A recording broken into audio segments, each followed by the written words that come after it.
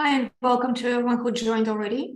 I think we're going to give it another half a minute to let more people come in, and then we're going to start. So stay tuned.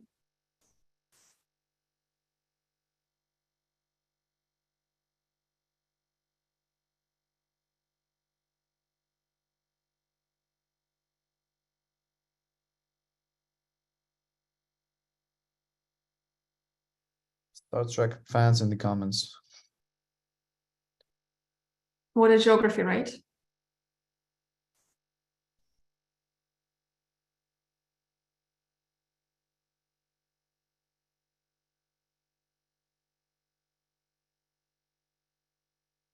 I'm always watching to see if a friend from New Zealand joins at like 6:30 in the morning or whatever it is. Specific friends or just anyone? Well, there's someone who shows up often in the Q&As, but I see we do have Sydney, my hometown, so that puts a smile on my face. We don't have anyone from my hometown, Dnipro. No.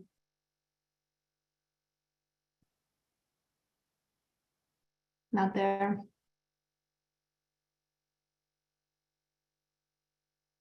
It's a big and huge world, and everybody is present, which is so cool. Oh, somebody says I live in Dnipro. My wife is from there. Wow. Okay, so my hometown is here. That's very cool.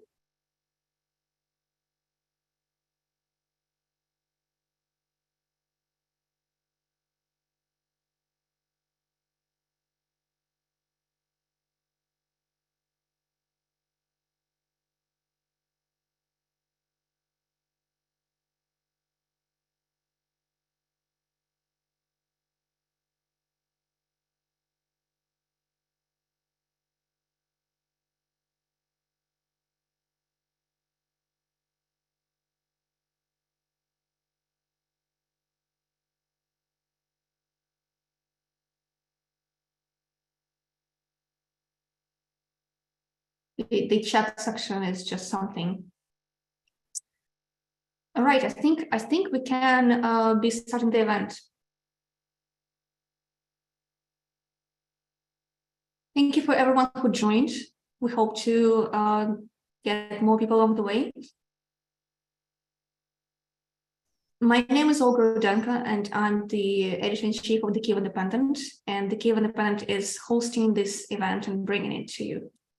And today, we're going to have a 1-hour discussion that's going to focus on the counteroffensive that is ongoing in Ukraine and latest developments on the front lines.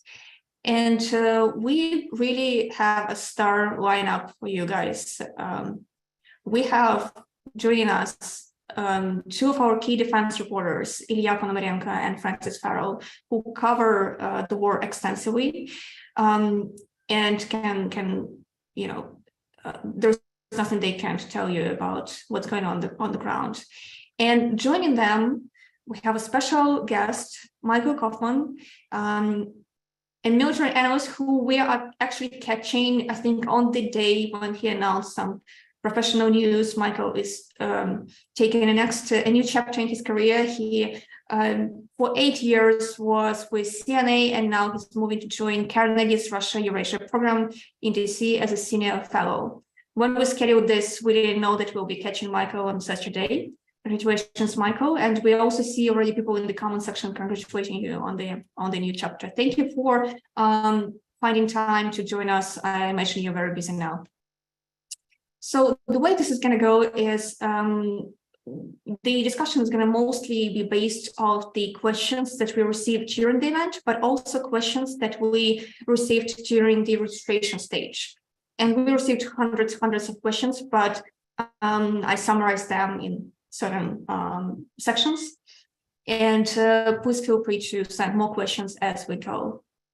Now, before we jump into the first question, I just want to take this opportunity and to remind you that this is an open event for anybody to join, but we actually do a lot of similar events that are close, that are just for our community. And to join the community, you can support the Kyiv Independent as a member. And now is the best moment to do so because we actually have just launched an in-house membership system. It's a huge deal for us. The team has been working on developing it for many months, and it now brings you like the most convenient, smooth, secure way to support us, and we also don't have to pay a hefty commission on it.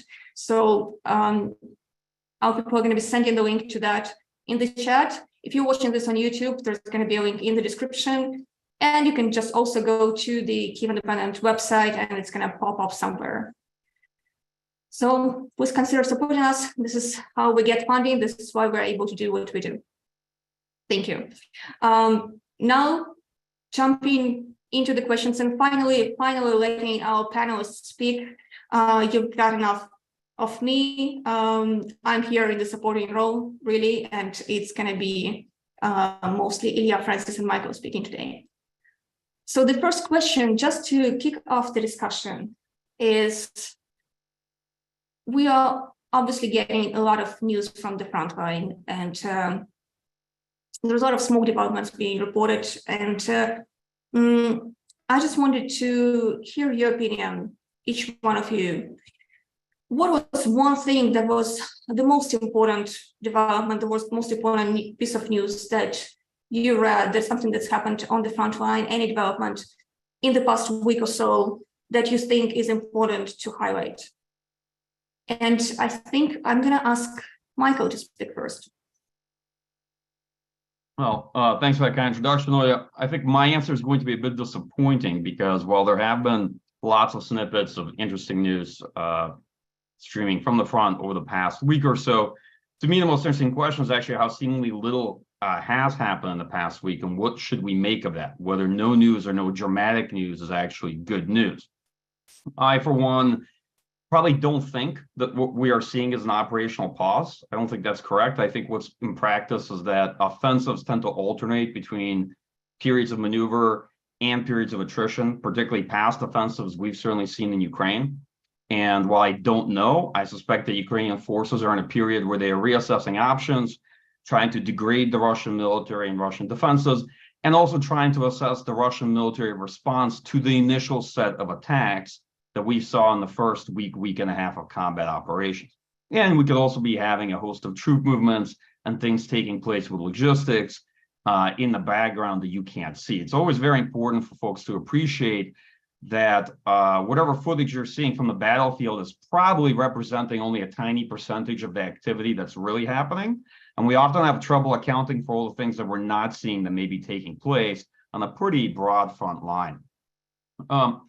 Lastly, I think folks often assume that just because we haven't seen substantial amounts of territory trading hands over the past week and a half or so, then we can begin to make hard judgments about the trajectory of things or where we are. And what I will say is that while liberating territory or taking objectives is certainly one of the important metrics, I have to be a bit cautious because no less significant is what is happening between the two forces. And you often can't see that very well, right? And you only have kind of anecdotal evidence or little tactical vignettes that you get on video. So it's hard to see that. It's hard to see the impact on the two forces. And so to me, as I've said before, at least right now, I see this offensive unfolding a lot closer to Kherson than anything else. Obviously, this is not Kherson. The battlefield geometry was different and the situation in Kherson was different, but certainly seems a lot closer to that than anything like Kharkiv. And I'll leave that open-ended because I want to leave time for my colleagues to talk and to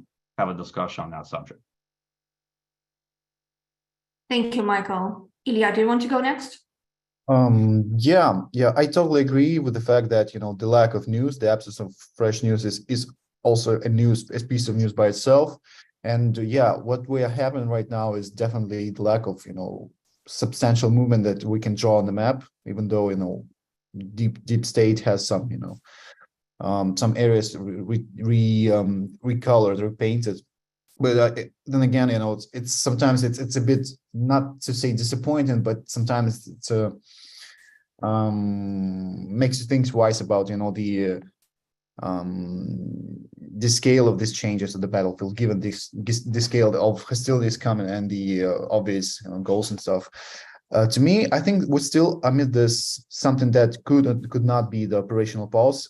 we have a pretty interesting development that popped up today, which is the Ukrainian attack on Crimean Bridge, the Perikop Bridge, not the. I think it's a very interesting thing to see that this might suggest that Ukrainian starts something that it was doing back in the day in Kherson, which is targeting critical Russian movement infrastructure, broad lines of communication deep in the Russian rear, which is this Perikop Bridge. So this brings me back to the to what we were following during the Kherson battle, because we remember how it started. The Ukrainian military undermined the Russian ability to go on in this region. They took advantage of the local geography and many other traps that Russians set for themselves with their awesome blitzkrieg. So I think it's the top event for this week. My wild guess is that. And we should go on watching if that's going to be like a huge thing. I really hope so, because of course, I'm not sure what we can say about the the hostilities that go on since like early in this month, whether it's a proven action to look for a weak section and then crushing it, or it's something that many people also say it is. It's the Russian defenses, Russian reaction being way too strong, and Ukrainians having initial setbacks in this operation.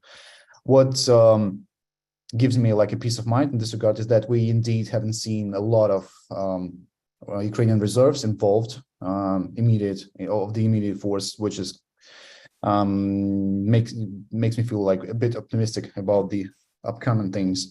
And one of the things that many people do not talk about, and I maybe suggest that we share our thoughts about this, is the chance that other axes, other directions, other frontline sections being involved in this. I think that we can realistically talk about things like Kherson, cross river operations. I'm not sure that's on the plate, but when it comes to axis number 2. Back in the day, we remember how those things with Kharkiv and Kherson operations were kind of interconnected, in which Ukraine effectively defeated Russian commands and make them leave the Kharkiv section open, essentially. So yeah, I think as a resume, I think yes, the lack of news is the big news here, and this bridge striking campaign resuming is also might be something huge. And this is what I think we have. Thank you, Illia. Francis, what about you? Are you optimistic? Honestly, it's been a really interesting thing because everything to do with this counteroffensive, especially in these first weeks, now that for some reason we have this official start date, I guess, in early June. It's for me, everything is about comparing what we expected, comparing what we could see before in the previous examples in Kharkiv and Kherson to what this is, because that's what we can go off. That's what we can compare it to. We can say it's going to be more like Kharkiv or more like Kherson, but in reality, of course, at the same time, you can find similarities, but this is so different in the sense that the defense lines that have been built, the resources that Ukraine has, the high stakes, the amount of anticipation. And so for me, I guess I won't say like the last week specifically, but the whole, two and a bit weeks that we've seen so far. For me, the most interesting thing is this idea of the pacing and the timing of it. We're all waiting for this big date when, okay, now it started. And we saw some attacks, some pushes in different directions with different levels of success. Of course, as Illia said, there's been commitments of the majority of the reserve force, and we haven't actually seen Ukrainian forces really come up against the really fortified defensive lines much yet.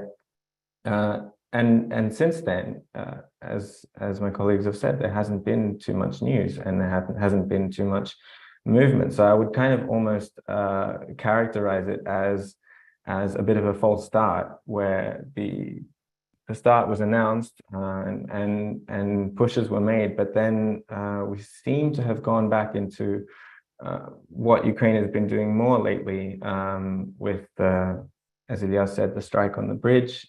We had a huge ammo depot on the road from Crimea towards Melitopol hit, which I don't think we've seen such a big one in a long time. Partisan attacks on the railways, a lot of counter battery fire, a lot of these kamikaze drones in action. And again, that's just a small thing that we can see from videos, which might not reflect the whole situation. But it seemed like Ukraine kind of went from probing, shaping, you could call it that, to the kind of announced beginning of the attack, and then almost back to probing and shaping, which is interesting to kind of observe. And again, a lot of what's going on we don't know about. We don't know how intense assault operations have been going on in these different areas. But yeah, it definitely looks like they've kind of made the start to the point where, okay, Russia's not going to be digging more trenches at this point, but they will, they're now in flux, they need to respond, and Ukraine's trying to take advantage of it. That's what it seems like. Yeah. Yeah, I just wanted to add that we have a pretty awful situation in which both sides have more than enough time to prepare, especially when it comes to Russians. Russians had months and months to get themselves prepared in a direction that was pretty obvious right from the start. At the same, Ukraine had to take way too much time to get prepared for this operation because of many reasons. The biggest one being obviously the flow of weapons in this regard. So Ukraine has to do this in a very bad situation in which it falls short of proper air defense, air support, artillery, counteroffensive, counter battery fire is happening, but we see that in the geography is not fitting. So it's very painful to talk about this. It's very painful to try to analyze it and try to forecast this, seeing that many factors are going straight against Ukrainian military in this regard, mainly air and other stuff. So yeah, it's so against the textbook, as far as I understand. That's sometimes it blows my mind, and I definitely do not want to be someone in charge of this because it's one of the worst and most difficult jobs in this world, given all the responsibility, all the lives, and the need for good results. So yeah, I do not like it. Thank you, Illia. I just want to use the opportunity. You mentioned air support, and we actually got quite a few questions from those joining the event exactly about that. How much we're talking so much about the F-16s and how we need them. So the absence of the of air supremacy, of air support, how much of a defining factor is it going to be in this offensive? I'm not sure about the future, but what we have seen so far, I guess, is that for instance, the lack of proper air defense means that Russian attack helicopters are having almost free reign in the air, and as far as I understand, a huge percentage of our losses comes from helicopters, and we see that Ukrainian air defense is trying to do something about this. They also try to target airfields in southern Ukraine and also Crimea, but still, it sucks not to have the air dimension close. So, not a very good thing. Thank you, Michael. Did you want to add something to that? Yeah, sure. So, look, I think let's dig into the subject that we've seen throughout this war, how difficult maneuver warfare is when attempted against a prepared defense under the conditions where you lack air superiority or any kind of air advantage at all. You don't have the logistical tail that a Western military often brings available to you. You're operating with a diverse set of equipment, right? What folks don't realize is that maintenance for this is complex. A lot of these platforms will break down. We often, on the middle analysis side of the house, will often joke that you have to pray for Ukrainian logistics and maintenance people once they received all the different tanks and infantry fighting vehicles and APCs provided by the West, because it's an entire zoo's worth of equipment. And there's limited availability of enablers and the key capabilities you need: breaching equipment, mine clearing, bridging, and what have you, in order to advance in environments like this, right? And what folks need to understand is that the Russian defense in many of these areas consists of an initial line of defenses, substantial anti-tank and anti-infantry minefields, overlapping minefields. There's kilometers of them. Beyond that, there's sort of a main line of defense. There are reserve lines of defenses in heavily fortified areas like along the Tokmak axis. It's a bit lighter when it gets to Vyika Novosilka, but still it's very difficult advancing in those areas. And as Illia and others have said, the Russian military has had many months to prepare for this. They've been entrenching here ever since they withdrew from Kherson back in November, right? And we see how much harder this operation is. Next, I'll be frank, looking at the first couple of weeks of combat operations, do I think this is where the Ukrainian military hoped to be? My answer is probably not. It doesn't look that way, all right? So what should we do with that information? So here's kind of speaking from just my own experience watching combat operations. First, look, a lot of plans do not survive first contact with the enemy, okay? That's just the reality of it. Not to be rosy about this, but as Illia pointed out, the lack of air defense is a big issue. There are a lot of other challenges, but most importantly, I think just looking at the way the offensive is shaping up right now, you have three axes of advance. Bakhmut looks primarily like a fixing axis for Russian forces. You have two others in the south, right? Vyika Novosilka, and the various pushes coming down south-southwest from Orikhiv. So I think the Ukrainian goal, and I don't know this for a fact, obviously, I never pretend to be somehow in general staff planning, but Ukrainian goal was likely to set up the Russian forces with a dilemma, push them to move up reserves to one of the areas to make clear which of the flanks would be more exposed, and then attempt to advance on a more broader front past the initial line of defenses so that they could pick and choose the right part of the main line in which to attempt a breach, and ideally, right, in optimal scenario, have a substantial amount of forces left in reserve to actually exploit the breach, right? Because the challenge of an offensive like this is not just breaking through Russian lines, but having enough left in the tank so you can sustain momentum and sustain the offensive, so you're not countered or stopped, let's say, in a secondary or reserve line, if that makes sense. Right. So just looking at it from my perspective, have we seen a lot of Russian reserves moving? No. So it's probably not the initial success that a lot of folks have hoped for. It's going slower than expected. Ukrainian president himself has said it's going slower than expected, right? What does that mean? It means like probably Ukrainian forces are reassessing what their options are and what they want to do next, right? This is, in many respects, this happened in Kherson as well. If you remember the first couple of days of Kherson in the first month, and not to be overly optimistic or to be pessimistic, but to be realistic about the situation as it looks right now.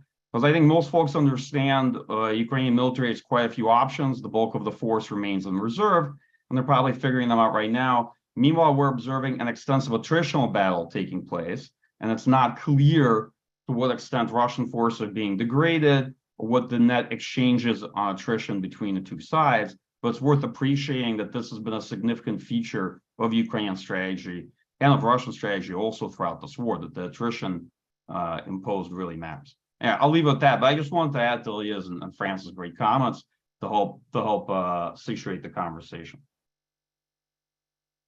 Thank you, Michael.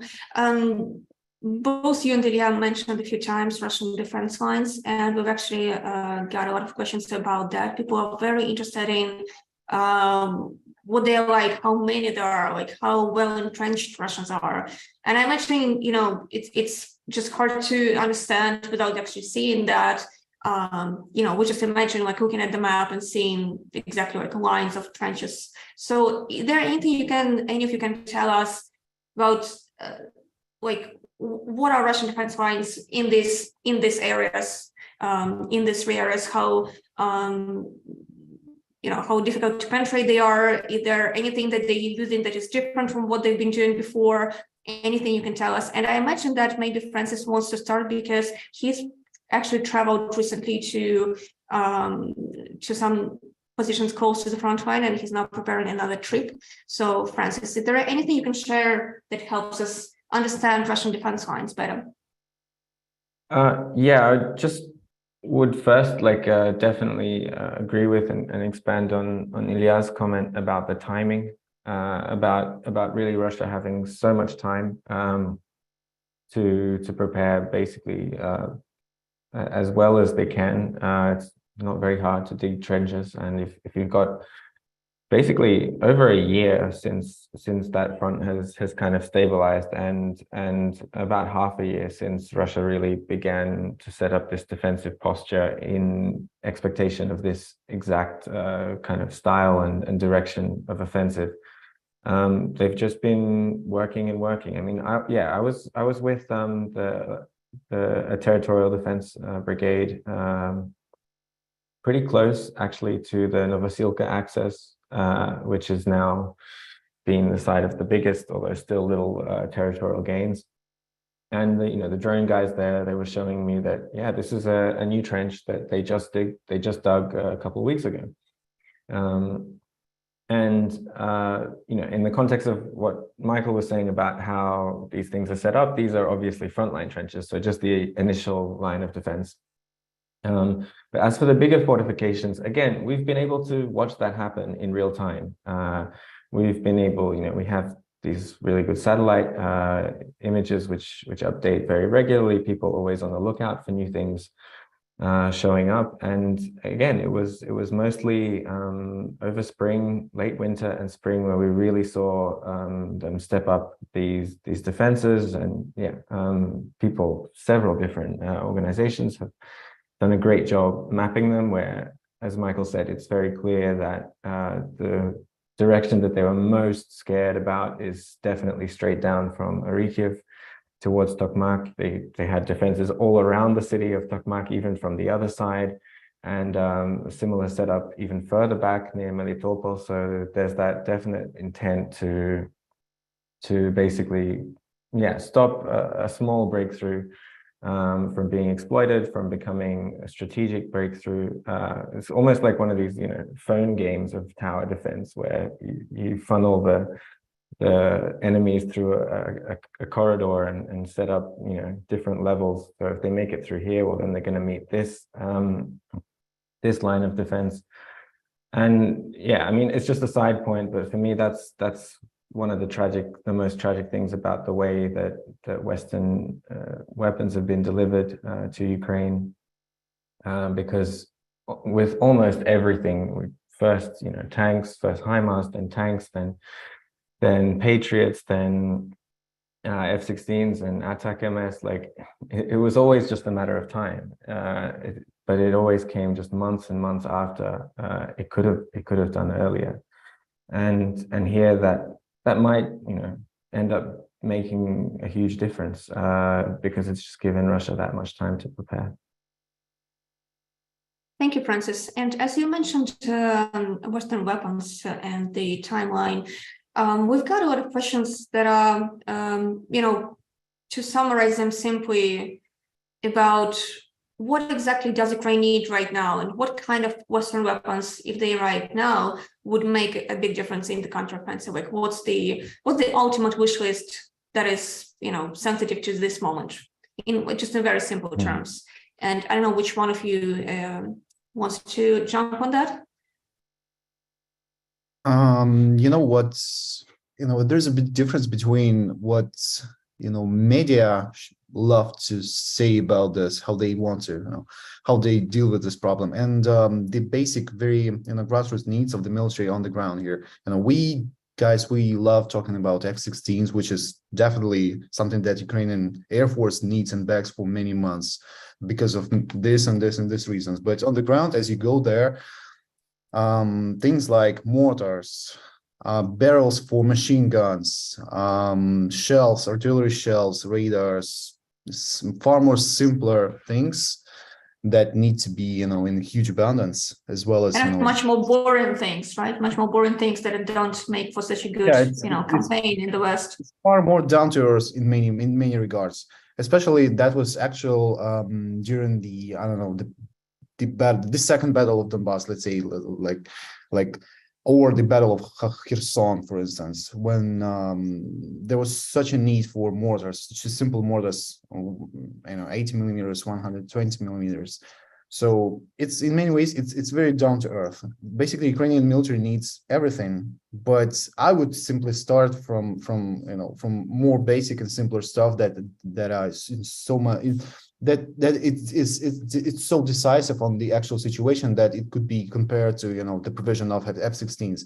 Just the Ukrainian ability to have an abundance of machine gun barrels, because you got to replace them, you got to change them. Same goes for obviously the ammo for artillery, but also the ability to replace barrels and artillery to get this process done, because as we know that approximately 1/3 part of all Ukrainian guns are at any given moment are being replaced because of the attrition of these systems. So yeah, very down to earth working instruments. Thank you, Illia. Yes, Michael? Yeah, I just jump in. I think probably just looking at this offensive operation, assuming it's going to go on for several months, most likely the better part of the summer, I'd say short-range air defense, particularly man-pads, and I think particularly in the category of all-weather nighttime capable systems, right? That's always been a deficit whenever I've been in Ukraine, and that's what soldiers often talk about, that of the man-portable air defense systems they have, only a small subset are nighttime capable, and that's why you can see Russian K-52s operating extensively at night. But there's a critical deficit of short-range air defense in general, right? Because you have a sizable number of formations, you have a fairly broad front spread out, and it's clear Russian military is taking advantage of the fact that they know that the Ukrainian armed forces don't have enough short-range air defense to go around, especially when they're pushing forward. As most people understand, it's much easier to defend your troops when you're actually holding fixed positions or lines. It's a lot harder to advance, bringing air defense along with you. Probably secondarily, I think they're going to need a lot more breaching equipment and mine clearing equipment. It's clear from the early days that number of it was lost as of the vehicles were lost, but there are a lot of smaller systems you need because there's quite a few anti-infantry mines or anti-personnel mines that are deployed on the ground as well that you don't see, because typically all the videos are of vehicles hitting mines, right? But people generally don't ask, well, what about the infantry and what's happening with anti-personnel mines? That's a big issue.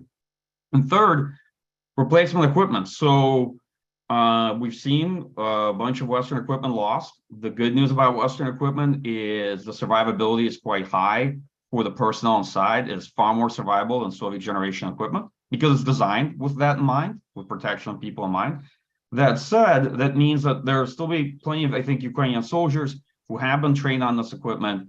And if we're able to ship and provide more as replacements for the losses, we can perhaps help Ukraine regenerate combat power over time, right? If they're already trained on these vehicles, they can simply provide replacements. I think those are three kind of broad categories I would add to what Illia already said. Thank you, Michael. As we are in the middle of our 1-hour event, just welcome to everybody who joined after we started. Thank you for being with us. Just a reminder that I have to make, otherwise our membership team is going to kill me. We encourage everybody who likes the event and who wants to hear more events like this, and who wants Francis to go to the front line more often to support the Kyiv Independent, using the link that is going to be in the chat as I speak, or in the YouTube description if you're watching this on YouTube. This is how we are able to work. This is how we're able to do our reporting. So please support the Kyiv Independent's work. And back to, Francis. And subscribe to Nastya's podcast as well. This week in Ukraine, to hear about stuff that's not only war. Yeah. Subscribe to our YouTube channel. We have this weekly podcast that Francis often appears on. So yeah, that's gonna give you like weekly updates about what's going on in Ukraine. And just back to the questions. Again, a little reminder, use the Q&A section to ask a question. It's much easier to go through that than the chat.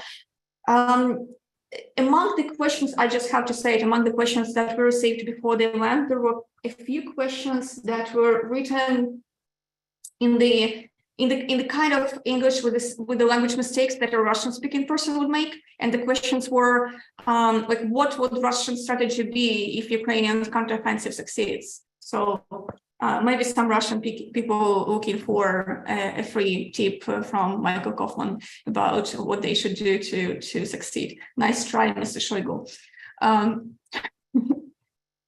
Back to questions, and on a more serious topic, actually, a lot of people want to know what you make of the recent statement of President Zelensky about the threat of Russians basically blowing up the Zaporizhzhia power plant and the implications it can make. I don't know about you, but this for me became much more real after the Kakhovka Dam destruction, because that was one of my first thoughts after that happened, because it was such a catastrophe. And one of my first thoughts was if they were able to do this, they are more likely now to also take the next step and actually do something with the Zaporizhzhia nuclear plant. But maybe you don't agree, maybe you think it's actually unlikely. So the question is, do you think it's likely? What do you make of Zelensky's statement that it's a threat? And if it happens, any thoughts on the implications it could have on everything that's going on? Illia, please. A bit of a funny story in this regard. I know, it's a bit weird to tell funny story about nuclear disasters, but still, today I was riding a cab in Kyiv, and my girlfriend's mother called me, and she asked me two questions. One question was about whether her daughter was good at driving, and the other question was, I heard the Zelensky statement. Just tell me, because you know it. Should we go to the pharmacy and get some yodium for ourselves? Should we get prepared for this? So yeah. From what did you tell her? It's going to be all right. No, I told her. From my opinion, what Zelensky is doing and his team is doing when it comes to such statements, it's not the first statement of that kind coming from his lips. What they are doing is a legit thing, because anything could happen, especially now that we have seen what happened to the Kakhovka Dam. But I feel that they use it more for attracting attention from world community on what's happening in Ukraine, make it into the news with such an legit topic for conversation. Because when it comes to the what happened with the dam, I still stand on the position that was triggered by Russian deadly negligence, which is 100% Russian fault anyways, at any percent. But that's not the hill that I'm dying for, but this version of Russian deadly negligence that triggered the destruction of the dam simply gets all the questions answered regarding all the circumstances. So I still stand on that position. And my next question regarding this is that if they spoiled things up with the dam, what happened about many other critical infrastructure in their hands in Ukraine, particularly the nuclear station, the biggest nuclear station in Europe? What happened to them? Is it properly maintained? It's not, because they bombed. They planted bombs on this, and they position military equipment in there, and they often use the facility's territory to deliver fire on Nikopol in this regard. So this doesn't look like they are being adequate and masterful in terms of preserving and safeguarding such an important thing. So from my understanding, is that it's not immediate danger in this regard, the nuclear disaster, but still especially following the dam destruction, it's a very legit topic for conversation for everybody in the world to have a look at what Russia's doing. Especially now that they see and that they what they are capable of in terms of negligence, in terms of being not interested in preserving this land and being ready to leave no stone unturned in this country, because it's not their country. They don't need it. So that's I don't think that we should be super worried about this, but we should be involving the world in this conversation and demand an action. Thank you, Illia. Francis? Yeah, just to kind of go in a bit of a different direction. The idea of blowing up the Zaporizhzhia nuclear plant is such an abstract one. That's, I think, the first thing that needs to be said, and it's one that immediately evokes a lot of images of Chernobyl and so on, but it's one that doesn't even attempt to kind of figure out what that means to blow up this plant, which has 6 reactors, which are still Soviet-era reactors, but are designed with much higher safety standards. They have huge concrete shields around them, which the Chernobyl one didn't.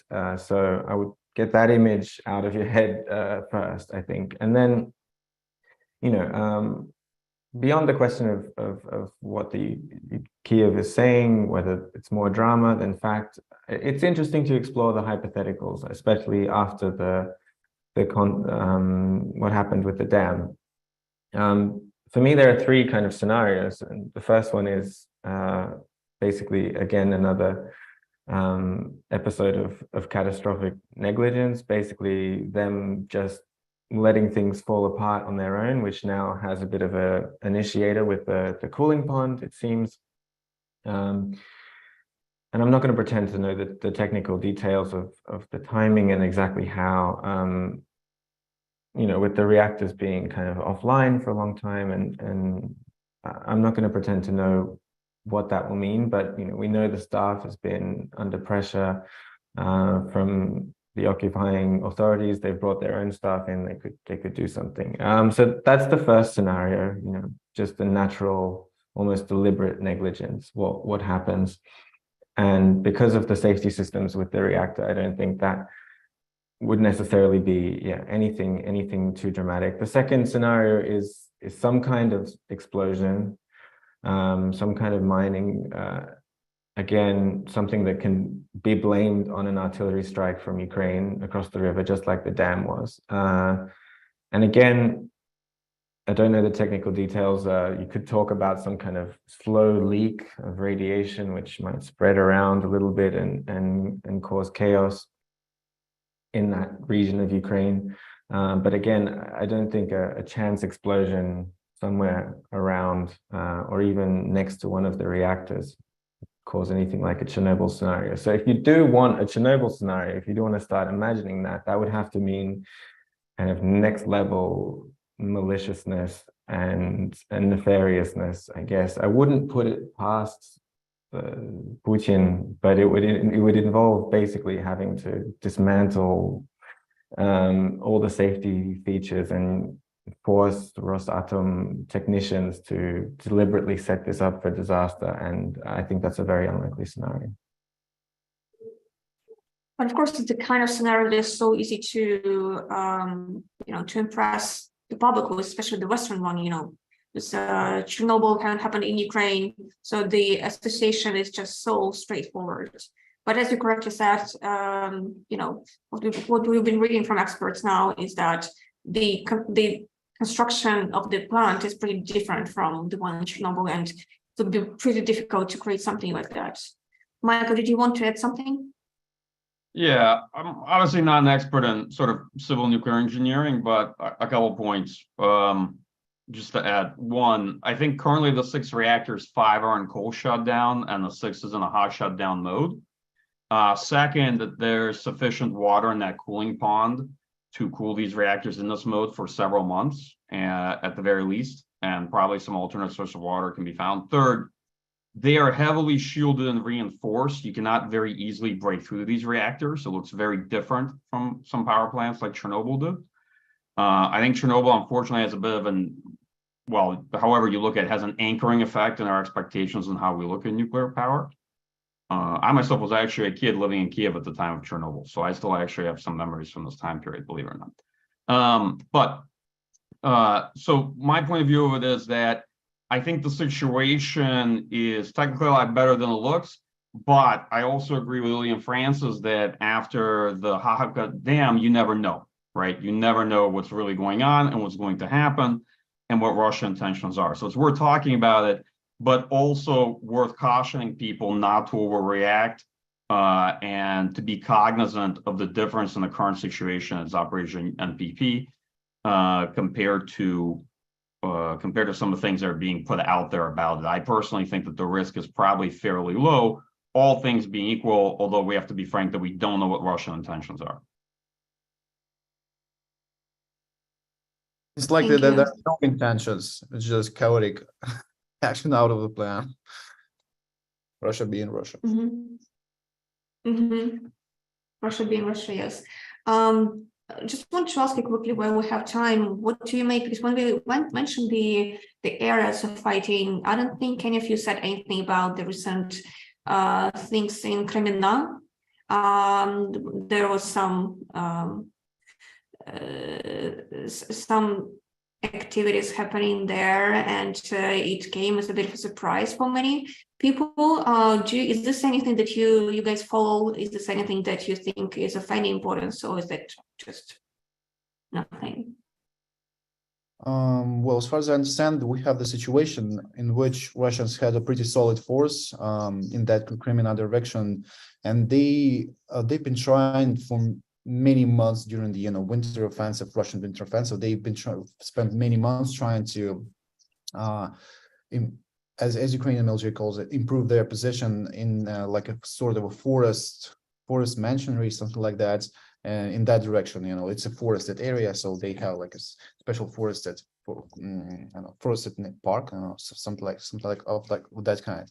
And apparently, what happened was that Russians ended up having a pretty solid reserve force in those areas, and Ukraine not being able to introduce even more reinforcements to that area. So, from what I understand, Russians decided to take the chance and to possibly draw more forces from the Ukrainian side, and they attacked this. But so far, I'm not seeing any tangible results in this section. I'm not sure what was the unit that Russians used, but I check deep state reports every day. So I'm not saying we are definitely seeing heavy fighting in there, but I'm not seeing that Russians are getting what they want. So yeah. I think that suffices the answer. I'm looking at torch to Francis or Michael with that. Thank you, Illia. Another quick question that we had from some readers. Those recent incursions in Belgorod Oblast made quite a fuss. What do you make of that? Was that a destruction move? It was so weird to watch it happen. It was 3, I think. Reportedly.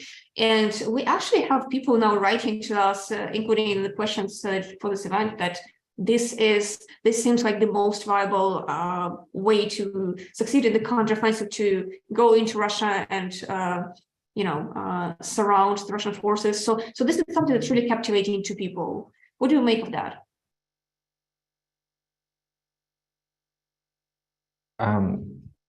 Very quickly, I don't think the idea of bypassing, we talked about this in the podcast last week, really makes sense, because you have to go a lot further around through enemy territory without logistics. Are you going to hold that territory as you go through? Are you going to occupy it where you literally have all of Russia bearing down on you? In the context of the counteroffensive, it seems like definitely just an attempt to ruffle feathers, and the idea was maybe most likely to kind of cause this crisis, which Moscow would then perceive as being of almost a higher priority, and then they would divert regular units that could have been defending somewhere else. I think we see that probably didn't work. Moscow was quite content to let the people of Shebekino and these other places live in relative chaos while the border guards and National Guard bumbled around trying to root these guys out.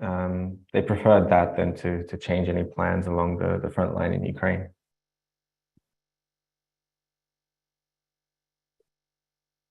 Thank you, Francis. Illia? Yeah, if I may, I had this in one of my newsletters to you. I know I'm having a bit of a conspiracy theory about what was happening with all those, Ukraine supported Russian attacks on Russian territory. Ukraine-backed Russian fighters attacking Russian territory. That sounds sweet. I think it's pretty safe to say that militarily it had little to no effects. Many were expecting that Russians would simply, redeploy more military power to, get the border closed, because it's a huge shame for them that this huge military power can't even protect their own border. It was a theory that, it can bring some fuss into, internal Russian audience, seeing that, the mainland Russia, the real Russia, is being attacked, and, the war enters Russian territory in full-fledged regard.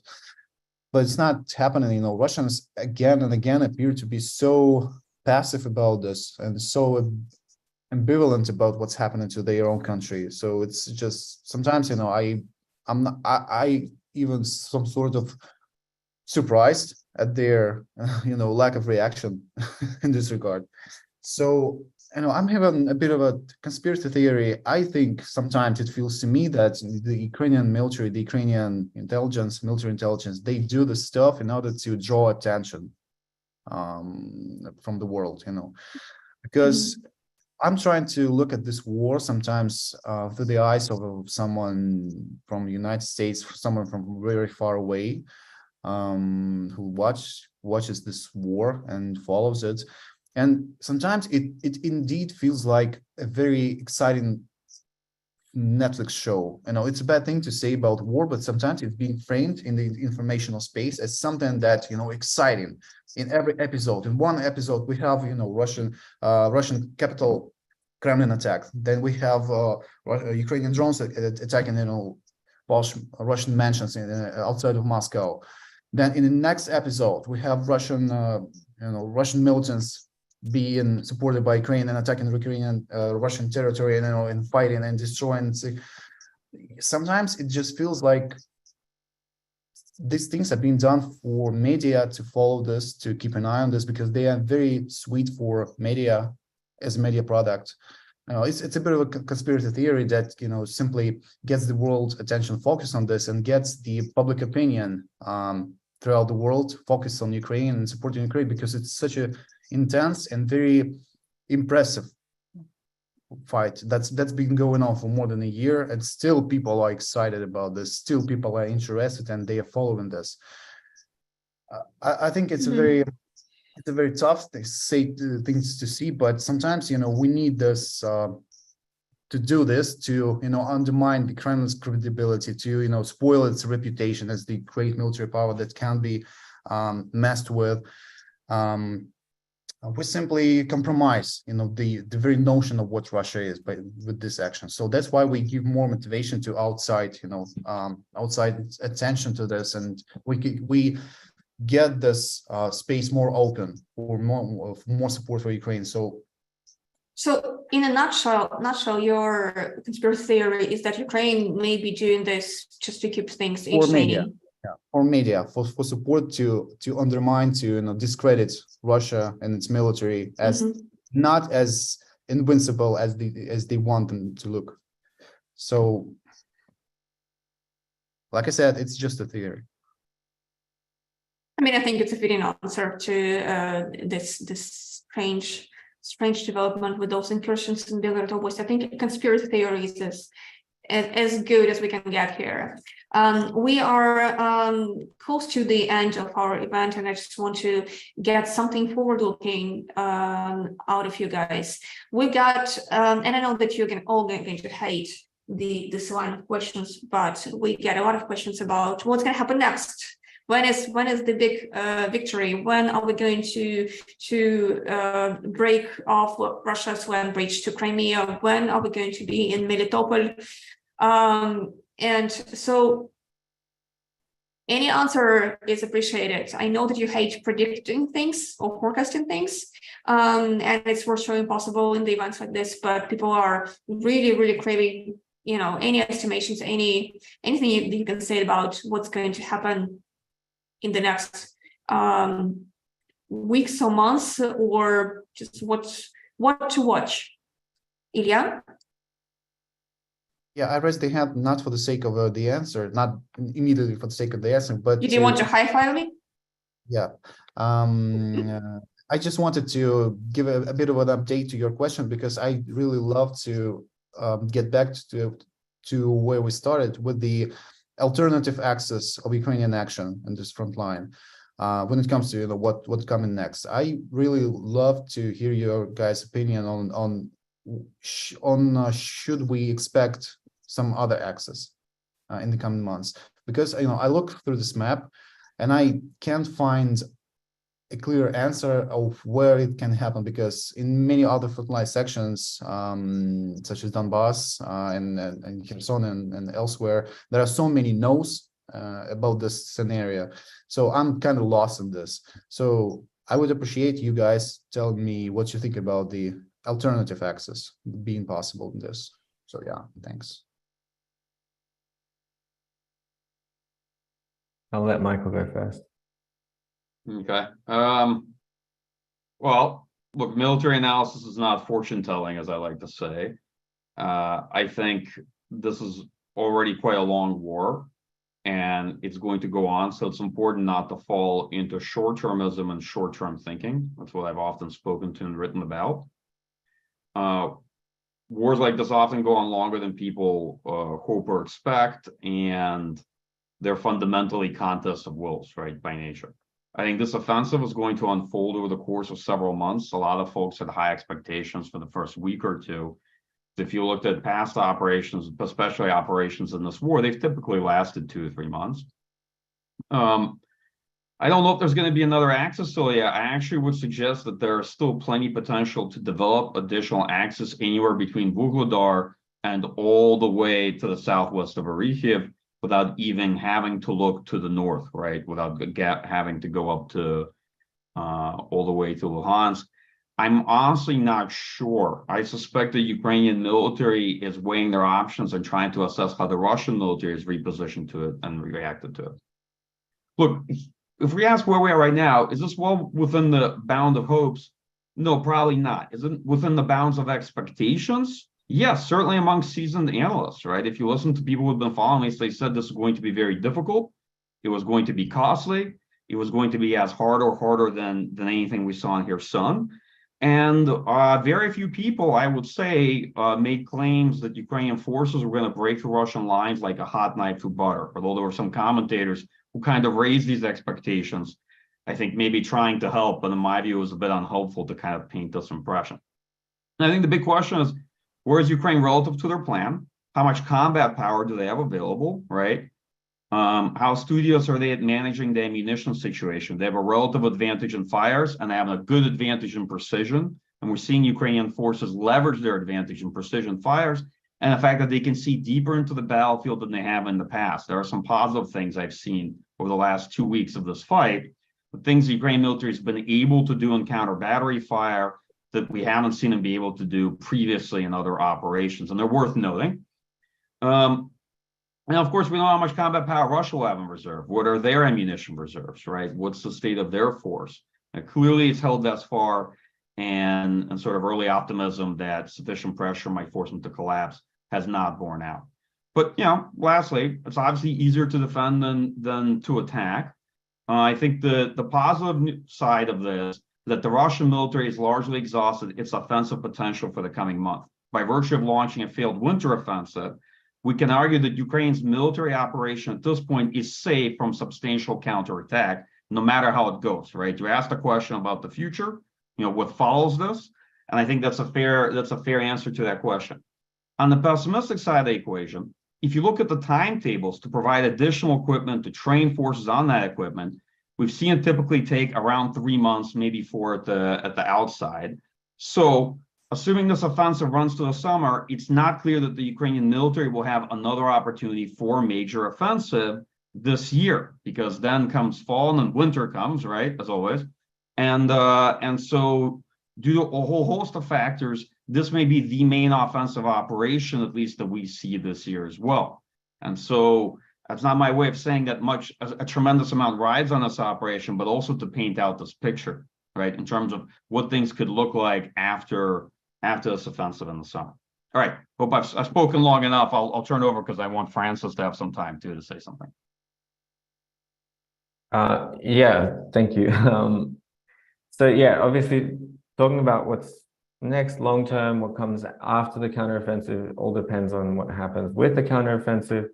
For me, the key question is almost this game of high stakes. And how much Ukraine will commit, especially from this new reserve force, in this counteroffensive season, which, we're already almost in the middle of summer now, which is crazy how time flies. But as Michael said, then comes autumn and winter. And with this early attack near Orikhiv, the dramatic pictures of a couple of Leopards and Bradleys and breaching vehicles, that's the kind of, on that frame, that's kind of the nightmare image, right, of a counteroffensive gone bad. And if Ukraine commits a lot more of their forces to one direction, and eventually they think, okay, this is it, we have to go for it now, then anything could happen, and you could have very little territorial gains and a lot more of those really demoralizing pictures. You could have a breakthrough. It's hard to say how big it would be, but you have to imagine that could also happen. And then it depends. It's a question of, okay, how much, if an attack fails, if a big attack fails, how much has Ukraine committed? Have they committed the majority of this force? How much is that going to really disable their ability to try again later? And so for me, I'm not sure if the decision has been made, actually, that the time will come when we will commit that kind of majority of the force. The way I see them fighting patiently now suggests that it hasn't been made. It's hard to say. And yeah, there'll be a bit of back and forth, a bit of pushes, attrition before we come to that crunch time. But yeah, then it's a question of do they go for it or do they not, and is there a middle ground in between? I think I remember on one of Michael's podcasts with Rob Lee, talked about proof of concept for Western partners, just to see that we can do this, at least in a limited way. We can take territory, we can break through Russian defenses, and we can do it again if you give us more support. And so that's where I see the other axis come into play, because that might not be an area where they're going to cut off the land bridge and isolate Crimea and send Russia snowballing into complete defeat. But they will have shown that, okay, we've done this, we've taken some territory, and we haven't lost the majority of the new force we were training, and we could in theory repeat this. So yeah, if they commit and they go very hard and they get completely smashed up, then that becomes a much kind of grimmer picture in the long term. So that's, I think, the thinking, this high stakes game that I think is going to be important to watch. Thank you, Francis. And as we're running out of time, and I'm going to wrap this up in a bit, this is time when if there's anything that I didn't ask about, but you guys think it's important for the audience to know, this is, as I say in at our editorial meetings, this is time for final comments or complaints. No, we're good. Yeah, I mean, I just go back to what Illia said at the very, very start about how difficult this is going to be, and I guess I'm sure most of our listeners don't need this explained, but war, and especially this counteroffensive, is not just about checking the deep state map every day and being like, oh, we moved forward today, or oh, why so slow today, or what's going on. Never mind, technically speaking, the attrition being suffered on both sides.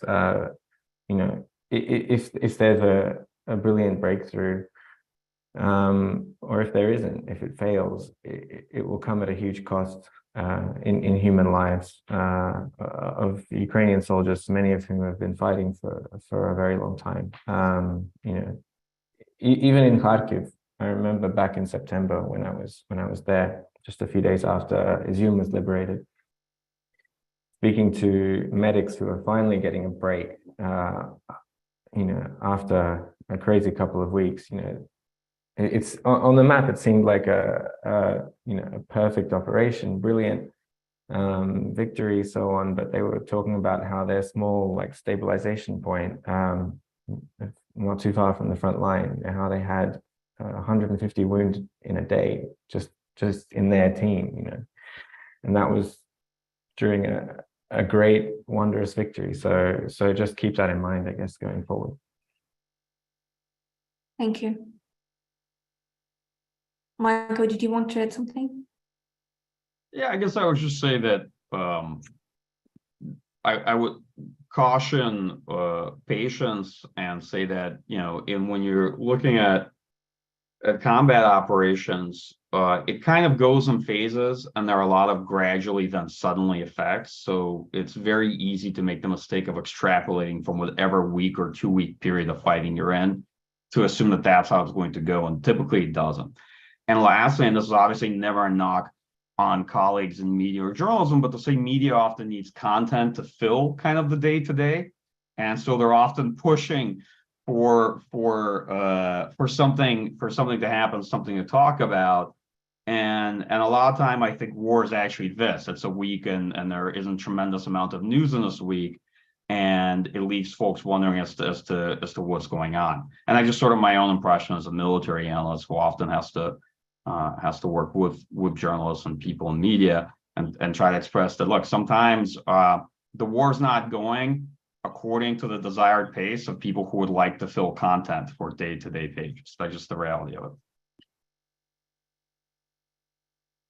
Thank you for that, Michael. Illia, did you want to add something to wrap this up, or? Some among our Twitter friends who we'll know said one interesting take on what's happening in Ukraine right now is that essentially we have a situation in which Ukraine, a grassroots military, is launching a very uneven counteroffensive operation against a very prepared military power that was supposed to be one of the biggest and most strongest military powers in the world, and they do not have air support. They fall short of air support. So in a very unfortunate and uneven starting condition, that Ukraine has this fight. So it's a pretty impressive that we are talking about this whole thing in this way, that we're so impassionate about this, that we're so demanding of the result, but we tend to be forgetting about how unique and how uneven this situation is. So yeah, if this is going to be a success, I guess that's going to be yet another thing that will eventually end up in the textbooks on military history and tactics, because that's one of the hardest things ever done by the modern military in modern combat. Thank you.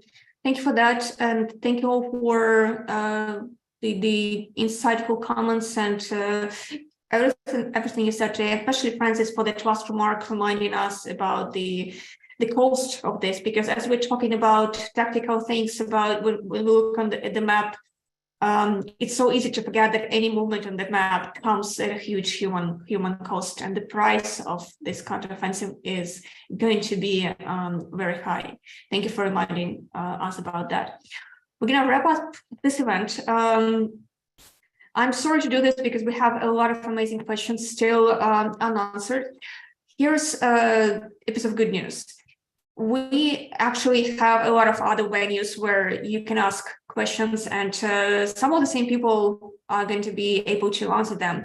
If you join our community by becoming a member of the Kyiv Independent, you will have an opportunity to ask questions to be answered on the weekly podcast. And we do regular Q&As with our patrons where we just take their questions about the war and have our journalists answer them and put it on the website. And we do community events that are like that, but usually just for our community. And as I mentioned twice today, we just launched in-house membership system. It's a huge deal for us. So if you ever considered supporting the Kyiv Independent, now is the best time. And you can find the link to do that in the chat of the event or the description of the YouTube video. Thank you all for your support. This is how we can do what we do. And thank you, huge thank you to all of you, Francis, Illia, Michael, for joining us. Michael, this is the time when you end this on a positive note, and you know what to do. You want to see our top analyst on the war? Yeah, this is the secret analyst who is actually doing all the work for Michael. People don't know. Olga is a big fan of one analyst we have. Hold on, let me see if I can get him. 1 second. Here he is. This is our top expert who's been following the war for a long time and is usually with me on these calls. Yeah. All these Great years, cardinal. Yeah. all these months, it was the mastermind behind all the success. Of course. He's a mega corgi. So huge. Thank you, Michael. This is our piece of some positivity and happiness in this day. Thank you so much for joining us. Thank you to everybody who listened, and we are going to be trying to bring you other events like this. And if you know how we can make this experience more useful to you, please email us. All of our contacts are on the website, and please support the Kyiv Independent and support Ukraine. Thank you all.